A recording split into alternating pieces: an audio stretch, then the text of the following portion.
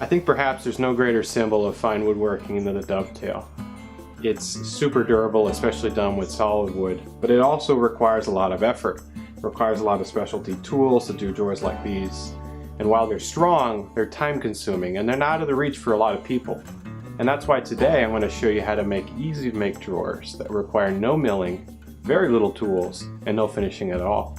If you want to see how I did it, stick around for another episode of Home Projects.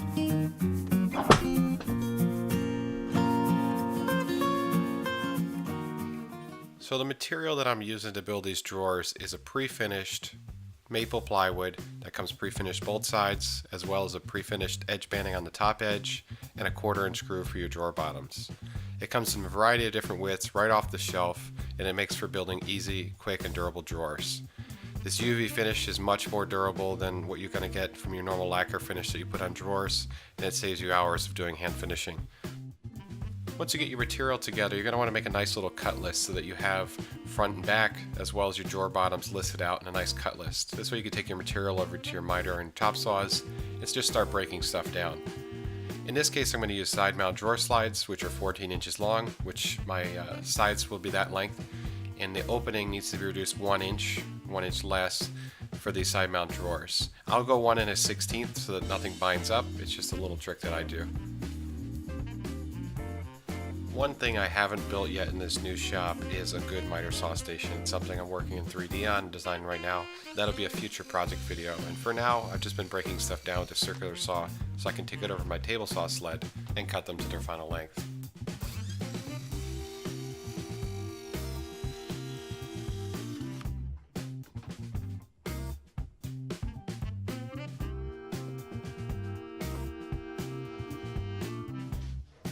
So now with the cut list and my fence set, I'm ready to cut some parts.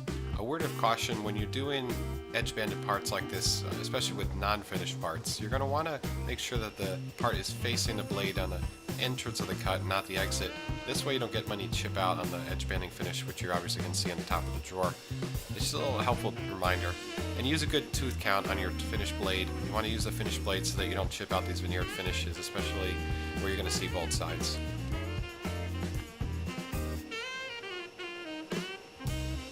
Also keep in mind, when you're doing lots of batch cuts like this, whether you're doing doors or drawers, you want to make sure that you're square, and I usually check it on the first part every time. These fences are set up pretty good, but you want to make sure that the wheel hasn't been kinked on the table saw and that you're cutting at an angle, because this won't make for a square drawer box. Just check one time and you'll be set for the rest of the load.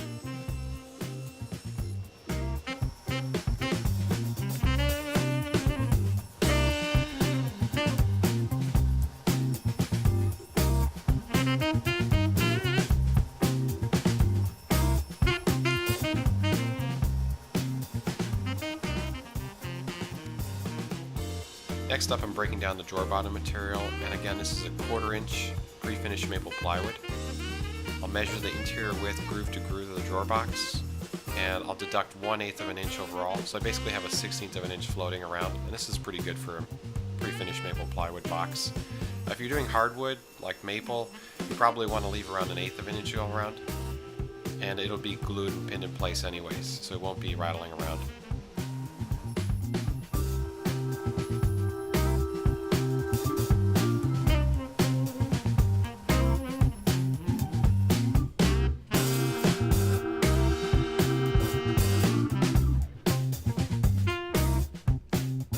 Pulling out my other Craig jig, I'm putting in the Craig Micro. Again, I'll put links in the description below so you guys can check out all these products, but this is basically just an add-on to the existing system. The drill bit and the guides are different, and that's what I'm loading into the drill gun right here. So what makes this system of building drawer boxes so quick is the fact that you're going to pocket screw things together. Your sides will be on the side and your joint will be front and back. On the back side of the drawer you'll never see it, and on the front it'll be hidden by a drawer front anyways. So you're going to do a nice strong joint with Craig screws, and you're never going to see the joints. I actually have a pneumatic Craig jig that I use for doing parts really efficiently, but for the purpose of this video I'm going to show you just the clamps. Again, most of my videos I want to show you how I do stuff on the basic level that every person's going to have, and not try to show you some machine that only a few people have. And this way I can show you that you can efficiently knock out drawer boxes with this system with very little tools and just a very basic Craig jig. So now that I got my parts drilled, I'm going to start screwing stuff together. These are 3/4 inch Craig screws. I'll put a link in the description for these so you can buy these as well. And you're basically going to screw them together. The best way I've found with this is to put like something like a K-body clamp on these so that you can get the stuff really flush and then start screwing together. One of the caveats of Craig screws is that it tends to move the joint as you're screwing them together. So somehow you got to use a clamp. I've got those Craig clamps that you stick in the fingers of the hole, but I found this method to work really well because you can flush up 2 sides of the joint at the same time and then go to town on these 6 screws. Remember when you're using a cordless drill to put it on a lower setting, a lower torque setting, and a lower speed setting so you don't overdrive these screws. With the 2 sides screwed to the front, now we can slide the drawer bottom in before putting on the back. Slide it in the groove, make sure you got a good fit, it should be nice and loose, it shouldn't be too tight, and now we can put in the back and screw that in place. I'll use the same method with the K-body clamp. You can use all different types of clamps, but I like to do this so you can get the joints really nice and flush, top and the front and back. So there you go, couple Craig screws, couple carefully cut parts, and you got a pre-finished drawer box. We'll check it for overall width and length, and I'm going to show you how we square it up. So while you can use a large square to check for square, I tend to use the diagonal method. You basically measure from one corner to the other, and you check to make sure that they're the same. If one is more than the other, you apply a clamp to it, apply pressure until they equal each other. And then you need to use something like hot glue or brad nails to pin it in place to hold that square. In this case I use hot glue, it's an industry standard, and you can even pin nail beforehand so that you can effortlessly put the glue in place and let it cool. Check it for square one more time, and there you go, you got your first drawer box. Now we just rinse and repeat.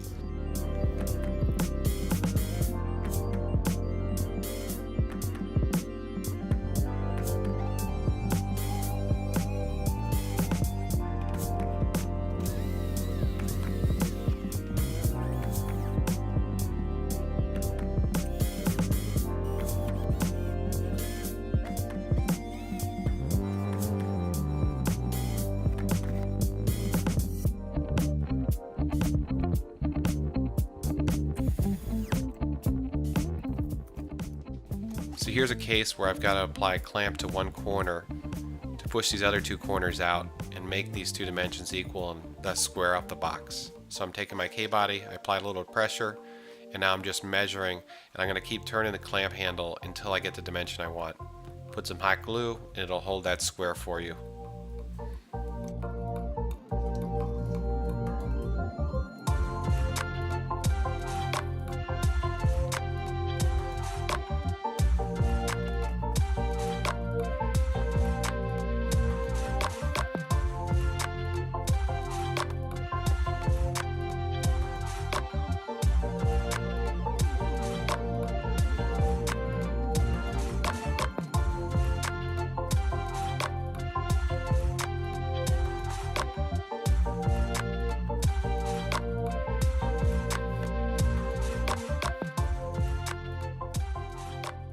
So as you can see, I can put a stack of drawers together in about 25 minutes. It's a really fast method for building pre-finished drawers, and it's very strong.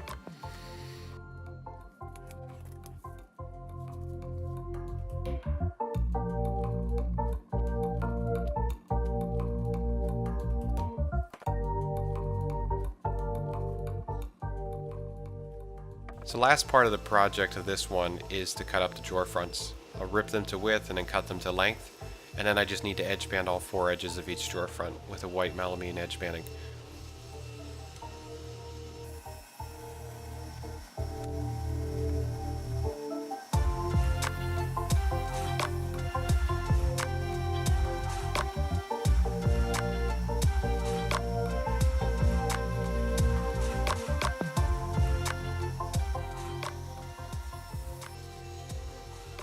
So once all the parts are cut to width and length, I need to start putting the edge banding. In this case, I'm going to use the hot melt type that's applied with an iron. You can use all different types. Probably one of the easiest ones you can use that's even faster than this one is one by Fast Cap, which is a peel and stick that uses an adhesive that's very strong. It's probably just as strong as this, if not stronger. One of the caveats with this hot melt is people have a tendency not to melt the glue hot enough. They're worried about burning this edge banding, and if you don't melt it enough, the edges can peel up and it'll just fail in time. So you really want to work on getting that iron heat right up to the top and not be so concerned about burning or scorching the edge banding, because you won't. It can take the temperature.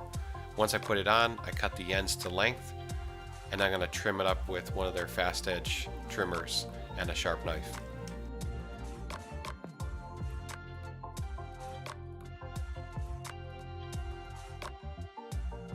Fastcap also makes this edge sander, which is really nice for breaking a nice even edge on the edges, and then I tend to go back with the razor after the fact and just get any little tiny burrs off to get it perfect.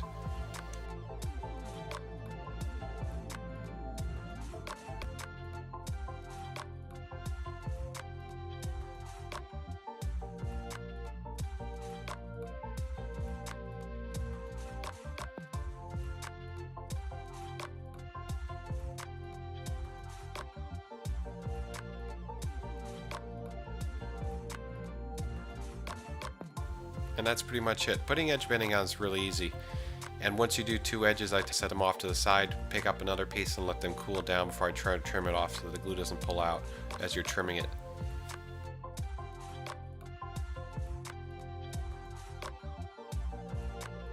So probably one of the best tips I learned back when I was a cabinet maker was to make spacers and templates for just about everything.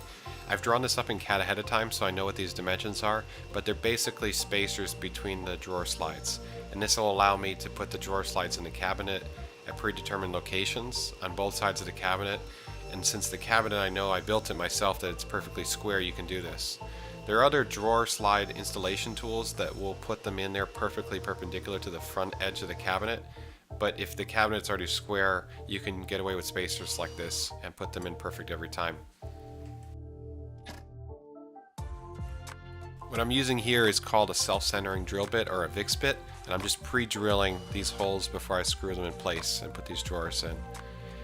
And as you can see, I'm using the same spacer on both sides so that it's coming up the same distance. And I'll use a series of spacers to get all the spacing correct. Next, I need to mark all the drawers on the center of the drawer. I intend to put all the drawer slides on the center of the drawer, and putting a line there helps me line it up, and then use the VIX bit, pre-drill, and put the screw in, and I'll get it pretty close, if not perfect, on the first shot. Make it a habit to start with 2 screws on both the box end and the cabinet end. In this way you can put the third or more screws in after the fact once it's all said and done, and this will give you the most flexibility for adjustment.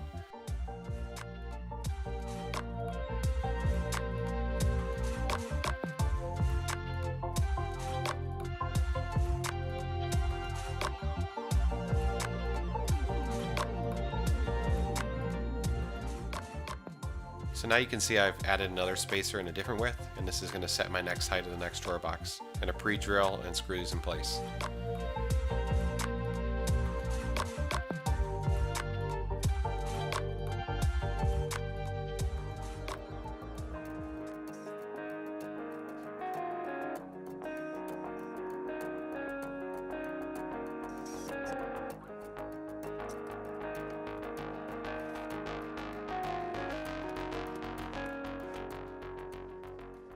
So now that all my drawers in place, I need to start putting the fronts on. And what I'm going to do is start by drilling 1/4-inch holes, 2 on the top here.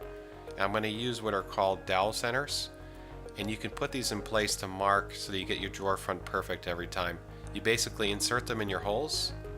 You line up your drawer front so that it's flush on the top as well as the sides. And you give it a nice little tap, and it'll put a little dimple in the back side of the drawer front to show you where to screw it in place. It's a really accurate way to go, and with a 1/4-inch hole on like a number 8 or 10 screw, it really gives you a lot of flexibility for movement anyway. And these are number 8 by 1 inch large pan head or washer head screws that are designed just for drawer fronts that give you adjustment but give you good clamping power. And I'm basically just pre-drilling these in the drawer front so that when I go to line it up with the drawer box, it just goes right into place.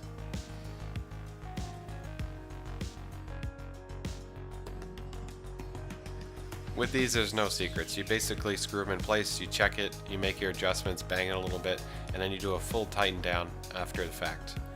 And here on the bottom, what you want to do is pre-drill and add 2 screws to the bottom, and this will give a nice lock in place. 4 screws overall for a drawer front, it'll never move.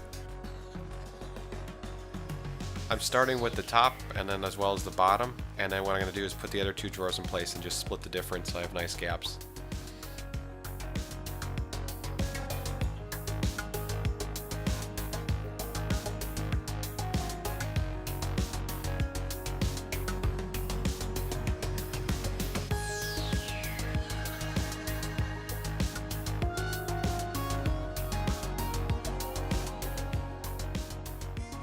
So while I typically use 3 30-second reveals on a commercial casework like this, I typically just go oversized.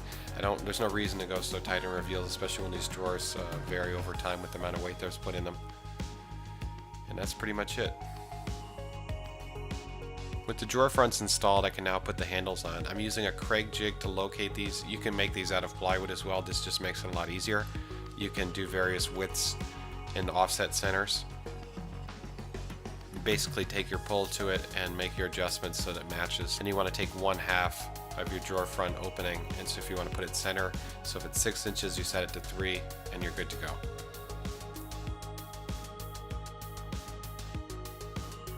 Set this jig on center and drill your holes and you're ready to install the hardware.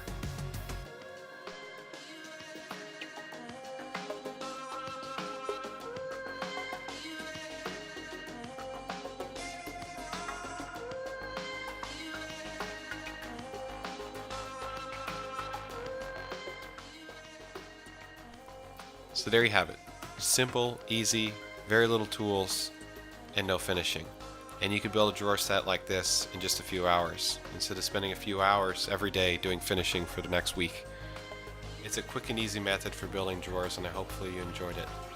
If you did, please give me a like down below, leave me a comment, or if you had any questions, do so as well. I'll put links to all the tools and materials used in this in the video description below. As always, thanks for watching. See you in the next one.